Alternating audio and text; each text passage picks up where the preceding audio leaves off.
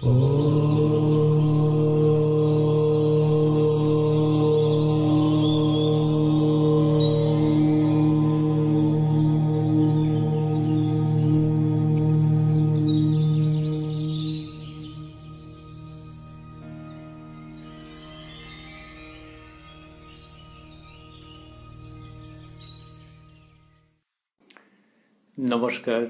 শ্রী শ্রী মায়ের কথা অনুষ্ঠানের ৪৫তম পর্বে আপনাদের স্বাগত। আপনারা এই অনুষ্ঠান দেখছেন প্রাণারাম বাংলা ইউটিউব চ্যানেলে, যেখানে প্রত্যেক সপ্তাহের শনিবার সম্প্রচারিত হয়। এই অনুষ্ঠানটি শুরুর সময় থাকে সন্ধে ৬টা। এই অনুষ্ঠানে ওই একই নামের অর্থাৎ শ্রী শ্রী মায়ের কথা নামের যে বিখ্যাত গ্রন্থটি আছে সেটিকে অবলম্বন করে আমরা অগ্রসর হচ্ছি, যেখানে জননী শারদামণির জীবনের অসামান্য কতকগুলি স্মৃতিকথা সংকলিত হয়েছে। আজকে আমরা প্রবেশ করব নতুন স্মৃতিকথায়, আর তার আগে যুগপৎ শ্রীরামকৃষ্ণ ও মা শারদাকে স্মরণ করে নেব। ওং জননীং শারদাং দেবীং রামকৃষ্ণং জগদ্গুরুং পাদপদ্মে তয়ো শ্রিত্বা প্রণমামি মুহুর্মুহু। প্রফুল্ল কুমার গাঙ্গুলির স্মৃতিকথা। ১৯১৬ খ্রিস্টাব্দে মঠে দুর্গাপূজা। শ্রী শ্রী মা সপ্তমী পূজার দিনে দুপুরে মঠে আসিয়া উত্তর পাশের বাগান বাড়িতে আছেন। এই যেটি লিখছেন শ্রীযুক্ত প্রফুল্ল কুমার গাঙ্গুলি মহাশয়, ১৯১৬ সালে মঠে যে দুর্গাপুজো, সেখানে তিনি বললেন যে মা মঠে এসে উত্তর পাশের বাগান বাড়িতে আছেন। উত্তর পাশের বাগান বাড়ি মানে যেটি লেগেট হাউস নামে এখন পরিচিত। অষ্টমীর দিন সকালবেলা ৮টা-৯টার সময় মঠ ও প্রতিমা দর্শন করিতে আসিয়াছেন। আমরা যে এখন মঠ অফিস বলতে যে জায়গাটিকে জানি, ওইখানটিতে, ওর সামনেটাতে মা দুর্গার পুজো হতো। সেইখানে শ্রী শ্রী মা লেগেট হাউস থেকে এসেছেন ৮টা-৯টার সময়। রান্নাঘরের পাশের হলে ভক্তেরা ও সাধু ব্রহ্মচারীগণ অনেক কুটনো কুটিতেছিলেন। মা দেখিয়া বলিতেছেন, ছেলেরা তো বেশ কুটনো কুটে। জগদানন্দজি বলিলেন, এই জগদানন্দজি হচ্ছেন শ্রী শ্রী মায়ের শিষ্য। তিনি বেদান্তের একজন আচার্য। জীবনের একটা বড় সময় সাধু ব্রহ্মচারীদের অধ্যাপনা কার্যে সানন্দে নিযুক্ত থেকেছেন। আর তিনি আবার শ্রী শ্রী রামকৃষ্ণ লীলা প্রসঙ্গের প্রথম ইংরেজি অনুবাদক। বইটির নাম শ্রীরামকৃষ্ণ দ্য গ্রেট মাস্টার। এই জগদানন্দজি খুব সিরিয়াস মানসিকতার সাধু ছিলেন, শাস্ত্রজ্ঞ এবং খুব গভীর স্বভাবের। আর মায়ের শিষ্য, মায়ের প্রতি অগাধ ভক্তি বিশ্বাস, সেটি তো বোঝাই যায়। সে তাঁরই কথা হচ্ছে। প্রফুল্লবাবু লিখছেন যে মা দেখিয়া বলিতেছেন, ছেলেরা তো বেশ কুটনো কুটে। জগদানন্দজি বলিলেন, ব্রহ্মময়ীর প্রসন্নতা লাভই হলো উদ্দেশ্য। তা সাধন ভজন করেই হোক আর কুটনো কুটেই হোক। এটি খুব চমৎকার একটি উক্তি। তার কারণ হচ্ছে যে উনি নিজে অত শাস্ত্রজ্ঞ, তো তাহলে এমনি শাস্ত্রে কি বলা হয়? শাস্ত্রে বলা হয় যে ভগবান লাভ, বা এখানে মহারাজজি যেমন বলছেন ব্রহ্মময়ীর প্রসন্নতা লাভ, সেটা কিসের দ্বারা হয়? হয় সাধন ভজন, তাঁর কৃপা। এই সব মিলিয়ে তো শাস্ত্রে এইসব লেখা থাকে। আর ওই শাস্ত্রজ্ঞ জগদানন্দজি এবং যিনি মায়ের শিষ্য, তিনি বলছেন যে সাধন ভজন করেই হোক আর কুটনো কুটেই হোক, ব্রহ্মময়ীর প্রসন্নতা লাভই হলো উদ্দেশ্য। শ্রী শ্রী মাকে ব্রহ্মময়ী বলছেন বলে মহারাজজিকে আমাদের পুনঃ পুনঃ প্রণাম। আর কি সুন্দর করে এটি বললেন, তার মানে ওই শাস্ত্র, সাধন ভজন, ঈশ্বর উপাসনা, কৃচ্ছতা সাধন, এই সব কিছুর ওপর দিয়ে যাচ্ছে তার প্রসন্নতা লাভ, যিনি এই হল ঘরের এসে সাধু ব্রহ্মচারীদের কুটনোকোটা দেখে আনন্দ করছেন। তাহলে মাকে সাক্ষাৎ দেবী জ্ঞান করছেন একজন শাস্ত্রজ্ঞ মানুষ। এটি নতুন যুগের নতুন আখ্যান। শ্রীরামকৃষ্ণ বলেছিলেন যে, শ্রীরামকৃষ্ণ যিনি নিত্য বর্তমান, তাঁরই উক্তি যে ও কি যে সে, ও আমার শক্তি।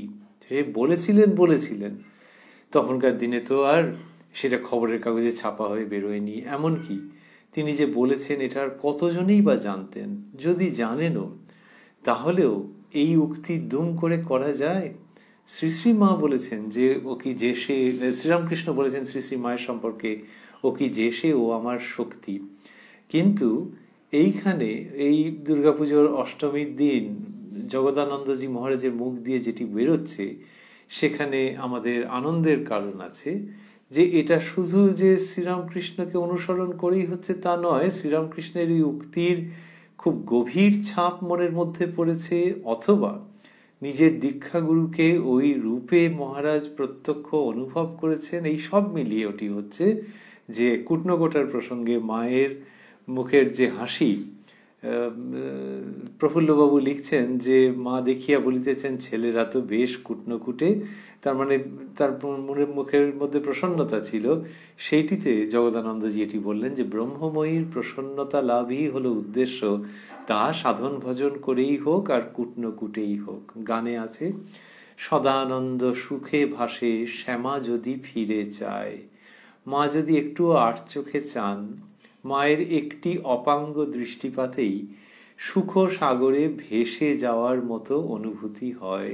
সেই অনুভূতিই হয় সদানন্দ সুখে ভাসে শ্যামা যদি ফিরে যায়। আর এখানে ওই মন্দিরের মায়ের সঙ্গে, মন্দিরের শ্যামা মায়ের সঙ্গে যিনি অভিন্না, সেই মা শারদার প্রসন্নতা, সেটিকে দর্শন করে জগদানন্দজির এই উক্তি সমস্তটা মিলেমিশে কি চমৎকার একটি আবহের, একটি প্রার্থনার ভাবের, একটি অনুভূতির সূচনা করে, সেটি অসামান্য।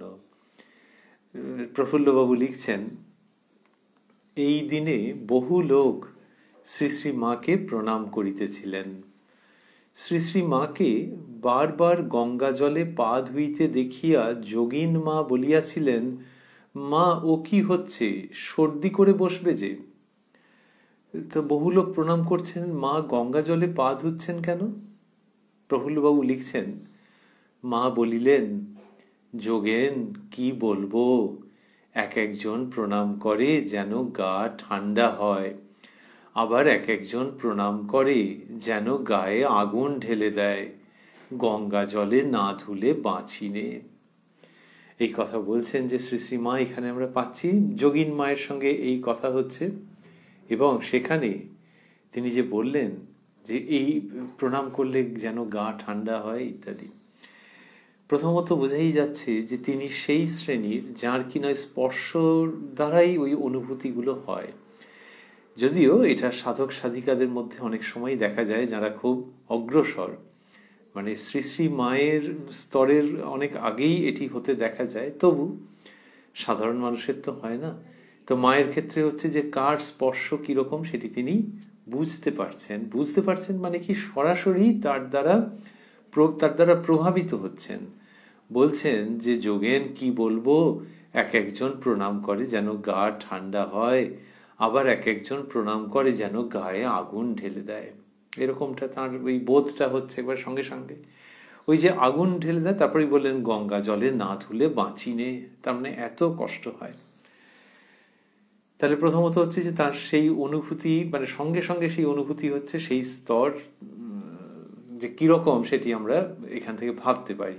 দুই হচ্ছে যে ওই যে ভেতরে কষ্টটা হচ্ছে, যে অশুদ্ধ চিত্ত ব্যক্তি তিনি স্পর্শ করে প্রণাম করবার জন্য, সেই কষ্টটার জন্য মা গঙ্গা জলে পা ধুচ্ছেন, এতটাই যে যোগিন মা বললেন যে সর্দি করে বসবে যে, কিন্তু সেই ব্যক্তির সামনে করছেন না, সেই ব্যক্তির সামনে সহ্য করে যাচ্ছেন সর্বং সহা মা শারদামণি।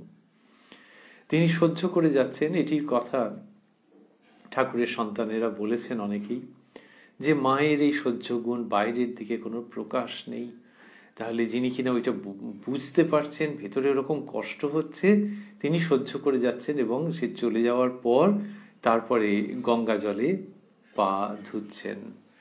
আর কি, আর হচ্ছে যে মানুষেরও মধ্যে তাহলে কেউ কেউ এমন আছেন যিনি প্রণাম করলে মায়ের গায়ে আগুন ঢেলে দেওয়ার মতো হচ্ছে, আবার কেউ কেউ আছেন মা বলছেন যেন গা ঠান্ডা হয়। তো এই যে গা ঠান্ডা হয় মা বলছেন, এটি বড় আশার কথা। এই পুরোটার মধ্যে থেকে যদি আমরা দেখি তাহলে বিশেষভাবে আসছে যে মায়ের ওই সর্বংসহা স্বভাবের কথা, এবং কেউ কেউ প্রণাম করলে মা যে বলছেন গা ঠান্ডা হয়, তার মানে সেই রকমই তার ভেতরের অবস্থা, যাতে মায়ের গা ঠান্ডা হচ্ছে। এর মধ্যে দিয়ে কিন্তু আহ্বান থেকে গেল যে কোনো সাধক বা সাধিকা, যে কোনো ভক্ত মানুষের প্রতি, যে ওই গা যে জ্বলে যাচ্ছে, গায়ে আগুন ঢেলে দিচ্ছে, সেই প্রসঙ্গ তো হলো, কিন্তু এমনটাও হয় যে ওই অত লোকের মাঝখানে কেউ কেউ প্রণাম করছেন আর মায়ের গা ঠান্ডা হচ্ছে। সুতরাং সেই অবস্থাটাও লাভ করা যায়, সেই অবস্থা লাভ করার দরকার আছে। সেই অবস্থা লাভ করবার ইঙ্গিত ও আহ্বান রয়েছে শ্রী শ্রী মায়ের এই উক্তির মধ্যে। এইবারে কি সুন্দর জায়গা আসছে, প্রফুল্লবাবু লিখছেন, পরে একদিন কথা প্রসঙ্গে শ্রী শ্রী মাকে জিজ্ঞাসা করিয়াছিলাম, মা, এক একজন প্রণাম করলে তোমার খুব কষ্ট হয়, একবার পূজার সময় তোমার এই কথা শুনেছিলাম। এটি বলেছেন। মা সঙ্গে সঙ্গে বুঝে নিয়েছেন যে কেন বলছেন। ওই প্রফুল্লবাবুর তাহলে মনের মধ্যে ওটা ছিল, সেই জন্যই বললেন যে এক একজন প্রণাম করলে তোমার খুব কষ্ট হয়, একবার পূজার সময় তোমার এই কথা শুনেছিলাম। যে মা সেটি ধরে নিয়েছেন। ধরে নিয়ে কিরকম হচ্ছে, লেখক লিখছেন, মা বলিলেন, হ্যাঁ বাবা, এক একজন প্রণাম করলে যেন বলতার হুল ফুটিয়ে দেয়, কাউকে কিছু বলিনে। এটি হলো। তারপরেই এই কথা বলিয়াই সস্নেহ দৃষ্টিতে বলিলেন, তা বাবা, তোমাদের কিছু বলছি না। তাহলে এই প্রসঙ্গটা তো থেকে গেল যে যিনি লিখছেন তিনি প্রণাম করলে মায়ের কেমন অনুভূতি হয়। মনে হয় সেই সংকোচ, সেই ভয়, সেই দ্বিধা নিয়েই তিনি মাকে এটা বলেছেন যে তুমি একদিন এরকম বলেছিলে। তো সেখানে মা বলছেন যে আগে বলেছিলেন আগুন ঢেলে দেওয়ার কথা, এখন বলছেন যে এক একজন প্রণাম করলে যেন বলতার হুল ফুটিয়ে দেয়, কাউকে কিছু বলিনে। এবার ভাবছেন যে এই ছেলে কেন বললো এই কথাটা, তাহলে সে নিজের কথাই ভেবেছে। তা বাবা, তোমাদের কিছু বলছি না। এইরকম অসাধারণ শক্তি নিয়ে মা শারদা সকলের পাপ তাপ নিজ শ্রী দেহে শোষণ করে নিচ্ছেন, হরণ করে নিচ্ছেন। এটি কতদিন হয়েছে বা কবে কবে হয়েছে? এটি ঘন ঘন হয়েছে, ঘন ঘন হয়েছে, এবং সেটি ঠাকুরের সন্তানেরা দেখেছেন যারা, তারা বিস্ময়ে অভিভূত হয়ে গেছেন যে মা ওই স্পর্শ গ্রহণ করছেন, সবটা হজম করে নিচ্ছেন। এই হজম শব্দটি ব্যবহার করছেন স্বামী প্রেমানন্দজি মহারাজ। স্বল্পকাল আগে আমরা তার জন্মতিথিতে ছিলাম।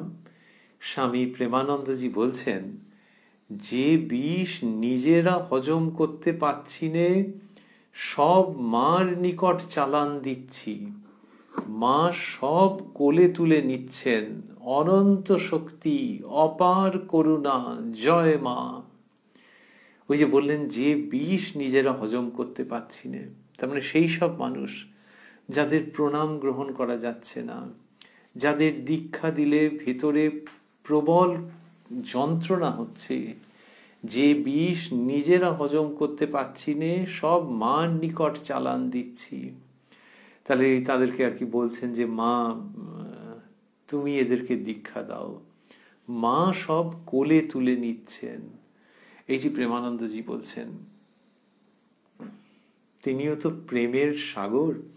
তা কোন মানুষ, কিছু লোক, কিছু পুরুষ, কিছু নারী ওরম ভাবে বললেন না, বললেন যে বিষ। বুদ্ধিমান বুঝিয়া লও, যে বিষ নিজেরা হজম করতে পারছি না সব মার নিকট চালান দিচ্ছি। মা সব কোলে তুলে নিচ্ছেন। এটা কি করে জানা গেল? মা সব কোলে তুলে নিচ্ছেন, এটা দুরকম ভাবে। একটা হচ্ছে যে মা গ্রহণ করছেন, মা স্বীকৃত হচ্ছেন তাদেরকে দীক্ষা দিতে। আর দুই, মহারাজ তো তাদের দেখছেন, তো তাদের জীবন তিনি তো বুঝতে পারছেন যে পরিবর্তন হচ্ছে। তাহলে আগেরগুলো গেল কোথায়, বিষগুলো গেল কোথায়? সেই বিশ্ব জননী তিনি হরণ করে নিয়েছেন, তিনি শোষণ করে নিয়েছেন। সেই জন্যে মা সব কোলে তুলে নিচ্ছেন। এমনিতেই মা কাউকে দীক্ষা দান করা মানে তাকে আশ্রয় দান করা। আর তার জীবনের পরিবর্তনও মহারাজ জানেন, এরকম বহু মানুষের হয়তো তিনি দেখেছেন। সেই জন্য বলছেন মা সব কোলে তুলে নিচ্ছেন। কোলে তুলে নিচ্ছেন কাদের? বয়স কত? দীক্ষা সেকালেই ভাবা যাক, একালেই ভাবা যাক। বয়স্ক লোকের বেশি হয় না কম বয়সীর হয়? তা বয়স্ক মানুষজনেরই বেশি। তাহলে কোলে তুলে নিচ্ছেন মানে ওই যে মা নিজেই বলেছেন তো, যে ছেলে যদি ধুলো কাদা মাখে আমাকেই তো ঝেড়ে ঝুড়ে কোলে তুলে নিতে হবে, এইভাবে বলেছেন তো। তা এই যে তার মানে বয়স্ক মানুষ, বাচ্চা ছেলের আর বা বাচ্চা মেয়ের আর কি বা পাপ আর অপরাধ, বয়স্ক মানুষ নিয়েই হচ্ছে। কিন্তু মা চিরন্তন সন্তান স্নেহ নিয়ে বলছেন ছেলে যদি ধুলো কাদা মাখে। তার মানে এই বাচ্চা ছেলে বা মেয়ের মতো করেই তিনি দেখছেন, তোমার বয়স যাই হোক না কেন। এরও দুটো দিক, একটা হচ্ছে যে মা তো সেরকম ভাবেই সন্তানকে দেখবেন, আরেকটি হচ্ছে বয়স যাই হয়ে থাকুক না কেন, বাইরের দিক থেকে রাশভারী আরো কত রকমের তার ব্যক্তিত্ব যাই মনে হয়ে থাকুক না কেন, আধ্যাত্মিক দিক থেকে ভেতরের বিকাশের দিক থেকে তো শিশুবৎ। তো এদের দোষ কি ধরবো? এই বলছেন সর্বদেশের সর্বকালের সেই বিশ্ব জননী। প্রেমানন্দজি ওই প্রসঙ্গেরই প্রেক্ষিতে যেন এটি বলছেন যে মা সব কোলে তুলে নিচ্ছেন বলে বলছেন অনন্ত শক্তি অপার করুণা জয় মা। অনন্ত শক্তি, বুঝতে পারছেন তো যে এইটা মনে হয় ঠাকুরের দেহাবসানের আগে এরা সেরকম ভাবে বোঝেননি, কারণ জগৎ জননী বুঝতে দেননি। শ্রীযুক্ত নরেন্দ্রনাথ বুঝেছিলেন বিবেকানন্দ রূপে, সেই সব লিখেছিলেন যে মা ঠাকুরুন কি বস্তু এখনো কেউ তোমরা বুঝতে পারোনি। কিন্তু ওই তখন না বুঝতে পারলেও পরবর্তীকালে এরা যে ধীরে ধীরে বুঝেছেন, তখন দেখে মনে হয় অবাক হয়ে গেছেন যে শ্রীরামকৃষ্ণের শক্তিকেই তারা জানতেন, সেই শক্তিকে তারা প্রত্যক্ষ করেছেন, সেই মানুষটিকে ভালোবেসেছেন, তার আধ্যাত্মিকতার কাছে নিজের জীবন বিলিয়ে দিয়েছেন, বিকিয়ে দিয়েছেন এবং পরিপূর্ণ ত্যাগের পথ অবলম্বন করেছেন। সেই তাদেরই একজন স্বামী প্রেমানন্দ, তিনি মায়ের সম্পর্কে বলছেন অনন্ত শক্তি। সেখান থেকে আমরা ব্যাক করে যাচ্ছি খুব দ্রুত, ব্যাক অ্যান্ড ফোর্থ। কিরকম? যে ওই যে শ্রী মা বললেন ও কি যে সে ও আমার শক্তি, সেই জন্য আমরা আগে স্মরণ করছিলাম যে এইগুলি যে প্রেমানন্দজি জানতেন তার কোনো মানে নেই, নাও জেনে থাকতে পারেন। And that gives us immense pleasure to think যে প্রেমানন্দজি হয়তো ওটা জানতেন না, কিন্তু তিনি লিখছেন অনন্ত শক্তি, অনন্ত শক্তি। সেই শ্রী শ্রীমা সারদা পুনরায়, যিনি শ্রীরামকৃষ্ণের ঘোষণা মতো ও কি যে সে ও আমার শক্তি। সুতরাং Sri Ramakrishna is all the more happy and glad to see that his son is talking in these terms. He is saying অনন্ত শক্তি, সেই তাকে যাকে তিনি বলেছেন তার নিজের শক্তি। প্রেমানন্দজি বলছেন যে মা সব কোলে তুলে নিচ্ছেন, অনন্ত শক্তি অপার করুণা জয় মা। অপার করুণা, ওই করুণায় ওটি নিচ্ছেন, এইরকম সব মানুষকে তিনি গ্রহণ করেছেন। আমরা যদি প্রেমানন্দজির কথার মধ্যে ছিলাম, এখান থেকে আবার প্রফুল্ল কুমার গাঙ্গুলি মহাশয়ের কথায় যদি ফিরি, মা তাকে কি বললেন যে হ্যাঁ বাবা, একজন প্রণাম করলে যেন বোলতার হুল ফুটিয়ে দেয়। যারা বোলতার কামড় খেয়েছেন তারা জানেন যে সে কি প্রচন্ড কষ্ট হয়। এই বক্তাকেও একবার খেতে হয়েছিল, হয়ে একটা নিকটবর্তী হাসপাতালে গিয়ে দেখাতে হয়েছিল। তারা বন্দোবস্ত করেছিলেন, খাওয়ার ওষুধ দিয়েছিলেন। এখন তো সেই সব বেরিয়েছে কত রকমের। তা এই যে বোলতার হুল ফুটিয়ে দেওয়া যে কি সাংঘাতিক বস্তু। তা শ্রী শ্রী মা বলছেন যে হ্যাঁ বাবা, একজন প্রণাম করলে যেন বোলতার হুল ফুটিয়ে দেয়। সে তার মানে কি, যে এই বক্তা সেই হুল ফুটিয়েছে, যে তার ছুটেছে সে গিয়ে হাসপাতালে কোথায় কে আছে ব্যবস্থা করতে হবে সেই জন্য। আর শ্রী শ্রী মা তার কোমল অঙ্গ সেইটি নিয়ে তিনি সেখানে সেই বোলতার হুল ফুটিয়ে দিয়েছে, সেটা নিয়ে মা বসে আছেন। প্রেমানন্দজি বলছেন অনন্ত শক্তি, অপার করুণা, যে ওই বিরাট শক্তি না থাকলে হয় না। ঠাকুরের এই সন্তানদের শক্তি কিছু কম ছিল, কিন্তু সেই তিনি দেখে অভিভূত হয়ে যাচ্ছেন যে এই রকম ভাবে করেছেন। তো এই, আর মা বললেন কাউকে কিছু বলি নে। ওই দিনও তো দেখা গেল যে যোগীন মা বলেছেন বলে মা ওই কথাগুলি বললেন। তো এখানে কি সুন্দর করে বলছেন কাউকে কিছু বলি নে। এই হচ্ছেন তিনি, যিনি ধরিত্রীর মতো সর্বংসহা এবং নিখিল বিশ্বের সকল জননীর হৃদয়ের মাতৃস্নেহের ঘনীভূত সমষ্টিভূত রূপ। এই শ্রী শ্রী মায়ের কথার মধ্যে আমরা রয়েছি প্রফুল্ল কুমার গাঙ্গুলির স্মৃতিকথায়। তিনি বলছেন, আমি বলিলাম মা ভয় হয়, তোমার মতো মা পেয়েও কিছু যেন হলো না মনে হয়। যেহেতু ওই মায়ের ওই উক্তি শুনেছেন, তো শোনবার পর ভাবছেন যে নিজের কি বা হলো। এই রকম যিনি, এই যে যাকে পেয়েছি মা রূপে, সেই তাকে পেয়েও কি বা হলো, ভেতরের কি বা উন্নতি হলো।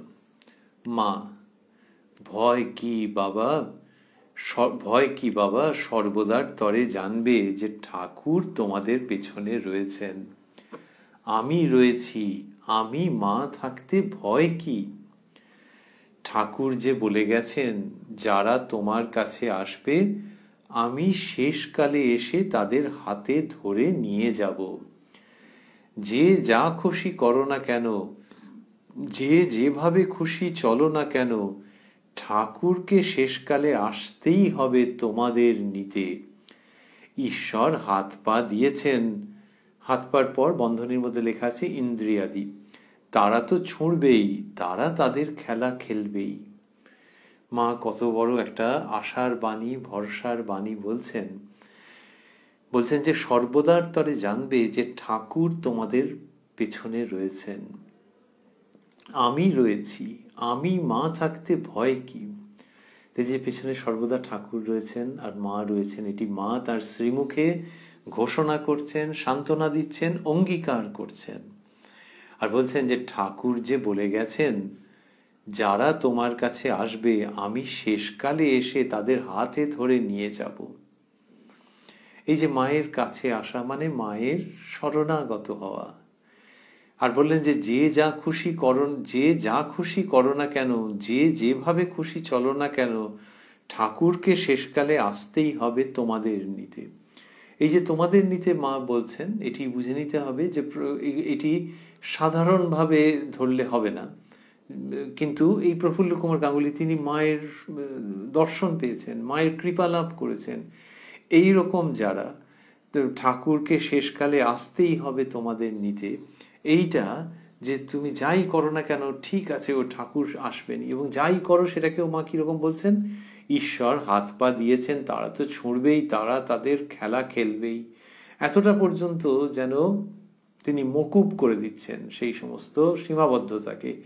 এটা এদের জন্য। কিন্তু অন্যত্র তো দেখা যায় যে মা সাধন ভজনে কি বিপুল উৎসাহ দিয়েছেন, কত সংখ্যায় জপ করতে হবে সেই সব কথা বলেছেন, সাধন ভজনে প্রবলভাবে মা উৎসাহ দিয়েছেন। তাহলে এখানে একে যে বলছেন সেটি বুঝতে হবে যে কিছু মানুষের জন্য যাদের কিনা ভেতরে ভেতরে উচ্চাবস্থা, তাদের জন্য বিশেষভাবে এটি বলা। আর প্রথমের যেটি সেটি সাধারণভাবে যে ভয় কি বাবা, সর্বদার তরে জানবে যে ঠাকুর তোমাদের পেছনে রয়েছেন। ভয় কি কথাটা এলো কেন? এখানে প্রফুল্ল কুমার গাঙ্গুলি বলেছিলেন যে মা ভয় হয়, তোমার মতো মা পেয়েও কিছু যেন হলো না মনে হয়। এই যে ভয়, প্রফুল্ল কুমার গাঙ্গুলি বলছেন আর মাও বললেন যে ভয় কি বাবা, এর মধ্যে ভয়টা কিসের? ভয়টা হচ্ছে আয়ু ক্ষয় হয়ে যাওয়ার ভয়।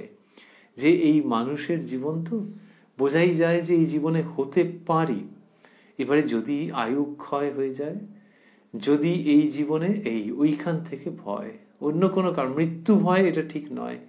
এটা হচ্ছে যে মানব জন্মকে সফল করে নেওয়ার জায়গায় যদি খামতি থেকে যায় সেই ভয়। আর মা তোমাকে পেয়েছি, ঠাকুরের কাছাকাছি সময় বসবাস করছি, এই তো ভাব।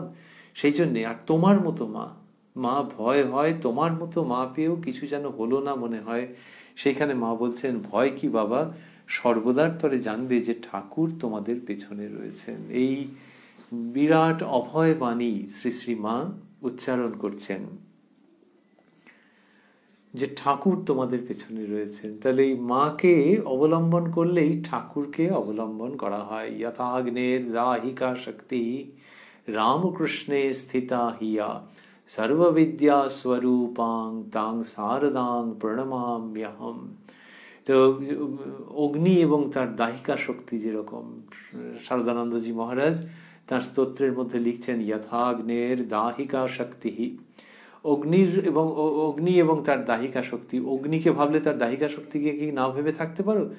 আর দাহিকা শক্তিকে যদি ভাবো যে হু হু করে পুড়ছে, তাহলে কিসের জন্য? না আগুনের জন্য পুড়ছে, এ তো বোঝাই যাচ্ছে। তাহলে দাহিকা শক্তিকে ভাবলেই আগুনের কথা ভাবতে হয়, আগুন ভাবলেই দাহিকা শক্তি। সেই রকমই সারদাকে ভাবলে রামকৃষ্ণ, এবং রামকৃষ্ণকে ভাবলে সারদা। পুনরায় यथाग्नेर दाहिका शक्ति रामकृष्णे स्थिता हिया सर्वविद्या स्वरूपां तां शारदां প্রণমাম্যহম। তো এই সেই মা সারদা বলছেন, ভয় কি বাবা, সর্বদার তরে জানবে যে ঠাকুর তোমাদের পেছনে রয়েছেন। কি অদ্ভুত প্রেম পূর্ণ আধ্যাত্মিক মহাকাব্যের মুখোমুখি আমরা।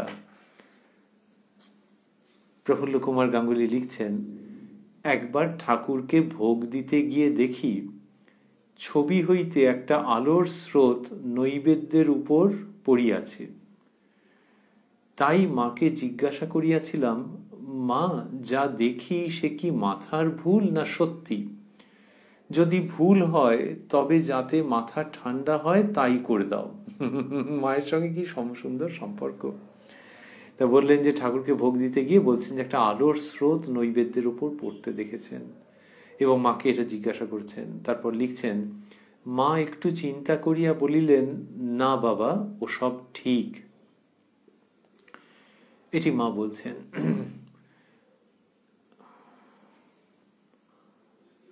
আমি, তুমি কি জানো কি দেখি? মা, হ্যাঁ। এটি বলছেন মা। এই যে প্রফুল্ল কুমার যে জিজ্ঞাসা করছেন, ওই তার উত্তরে মা বলেছেন, না বাবা, ওসব ঠিক। ওসব ঠিক মানে ওই রকম যা যা। আর ওই যেটা উনি বললেন ওর মধ্যে, ওটা প্রফুল্ল কুমারের খুব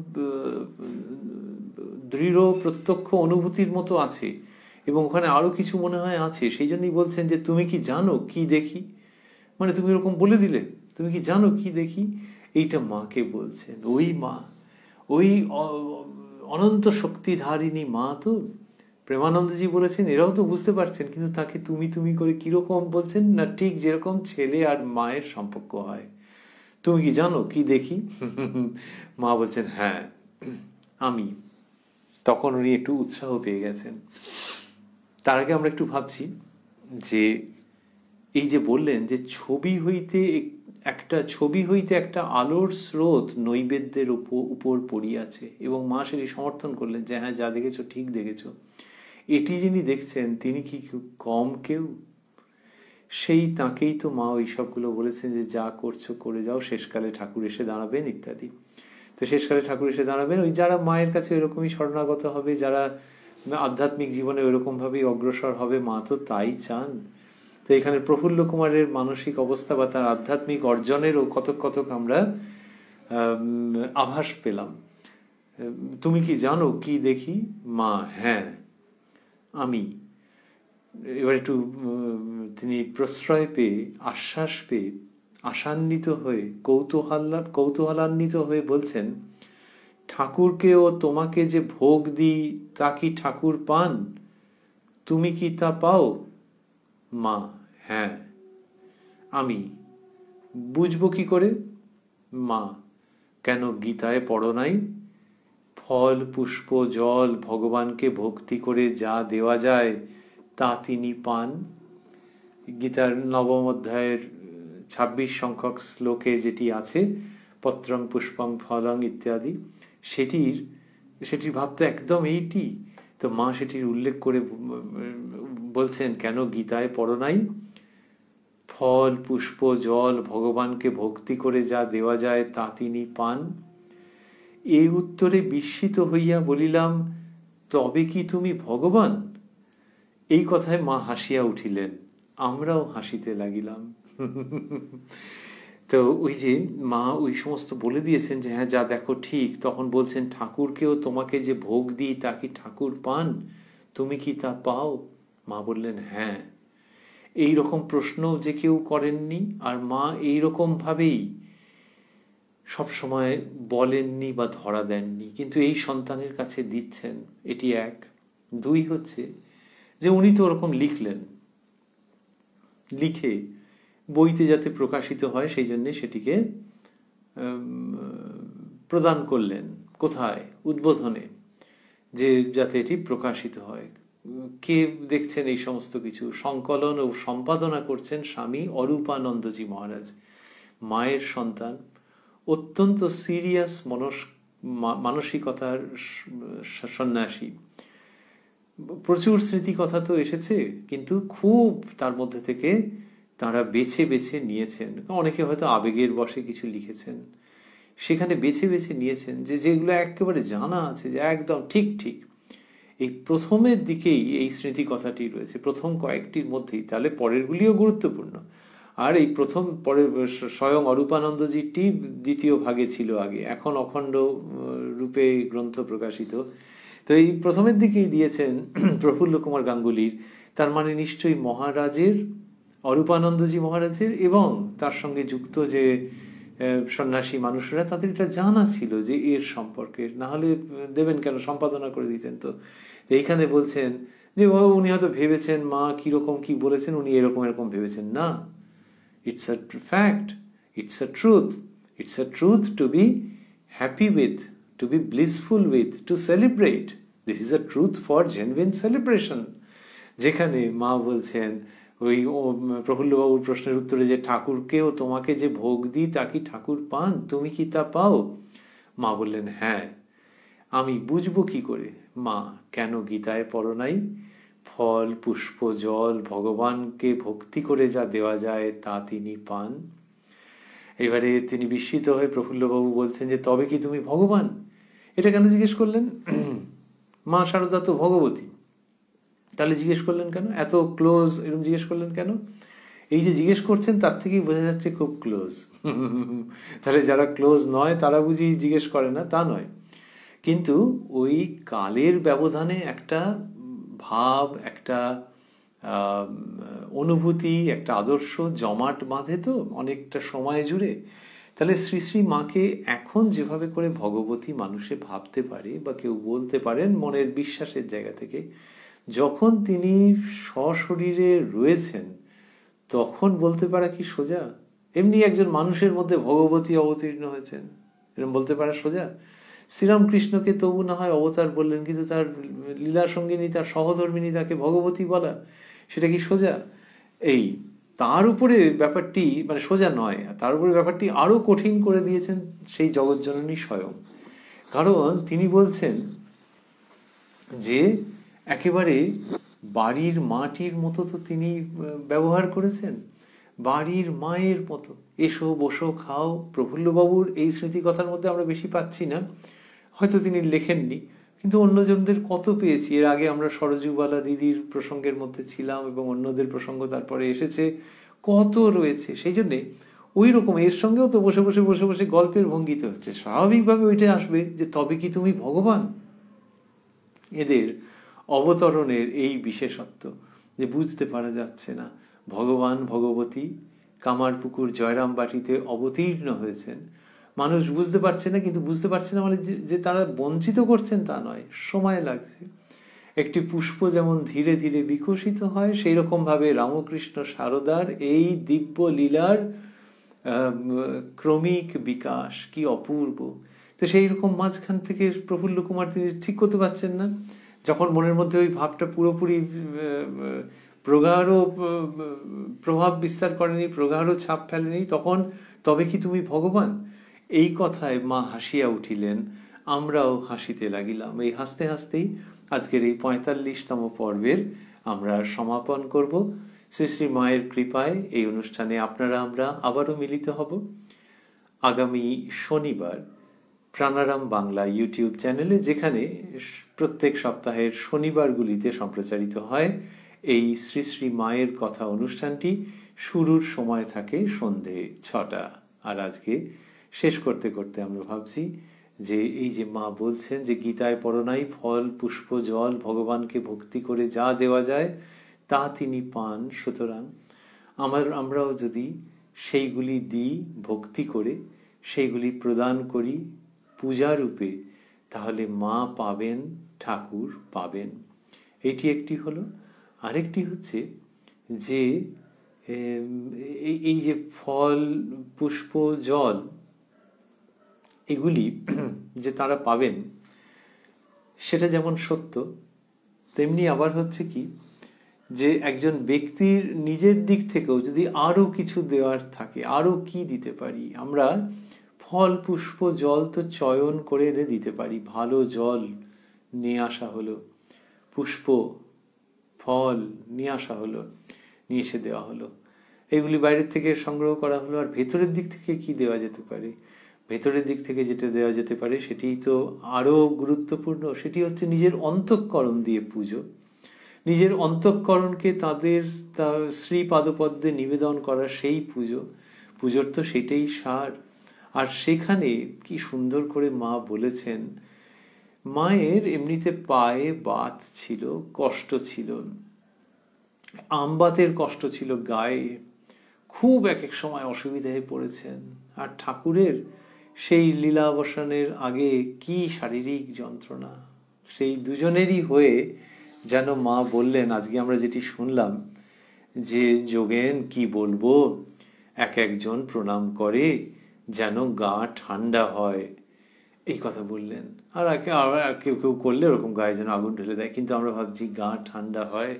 তাহলে মা এই পুজোর সর্বশ্রেষ্ঠ প্রক্রিয়া বা উপাদান সম্বন্ধে শিক্ষা দান করছেন, যে ফল পুষ্প জল যেমন যথাবিহিত পদ্ধতিতে তাকে বা তাদের নিবেদন করতে হবে, তেমনি সঙ্গে সঙ্গে অন্তঃকরণটিও তাদের পায়ে এমনভাবে দিয়ে দিতে হবে যাতে তাদের গা ঠান্ডা হয়। মা যেটি বললেন, তাহলে এই যে আমরা বলি স্থূল শরীর পঞ্চভূতের দেহ, কিন্তু যখন ঈশ্বরের লীলার প্রসঙ্গ আসে তখন সেই দেহকেন্দ্রিক অনেক আধ্যাত্মিকতার প্রসঙ্গ থেকে যায় চিরকালের জন্য। এ তো আর সাধারণ মানুষের দেহ নয়, এ চিন্ময় দেহ, চিন্ময়ী দেহ।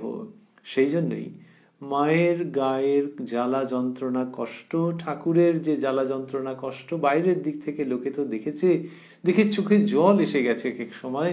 মায়ের সেই আমবাতের জন্য কত রকম করা হয়েছে, ঠাকুরের জন্য সব কত ব্যবস্থা করা হয়েছে এবং শারীরিক কত কষ্ট হয়েছে সেইখানটাতে, মানে অন্তত কষ্ট লোকে চোখে দেখেছে। সেখানে তো মানুষের মনে হতেই পারে এদের যাতে শরীরটা ঠিক থাকে, গায়ের জ্বালা যন্ত্রণা যাতে কমে যায়, তার জন্য আমি যেন কিছু করতে পারি। মা সেটিরই ইঙ্গিত দিচ্ছেন, এক একজন প্রণাম করে যেন গা ঠান্ডা হয়। আমরা যেন আমাদের রামকৃষ্ণ সারদা শরণাগতি প্রণাম পুজো এমনভাবে করতে পারি, এটি তাদের শ্রীচরণে আমাদের প্রার্থনা, যে আমাদের সেই নিবেদনের মাধ্যমে, আমাদের সেই পূজা প্রদানের মাধ্যমে, আমাদের সেই আত্মসমর্পণের মাধ্যমে তারা প্রসন্ন হন, আনন্দ পান এবং মায়ের কথাকে অবলম্বন করে ভাবতে গেলে যেন তাদের গা ঠান্ডা হয়। ওং জননীং শারদাং দেবীং রামকৃষ্ণং জগদ্গুরুং পাদপদ্মে তয়োশ্রিত্বা প্রণমামি মুহুর্মুহুঃ।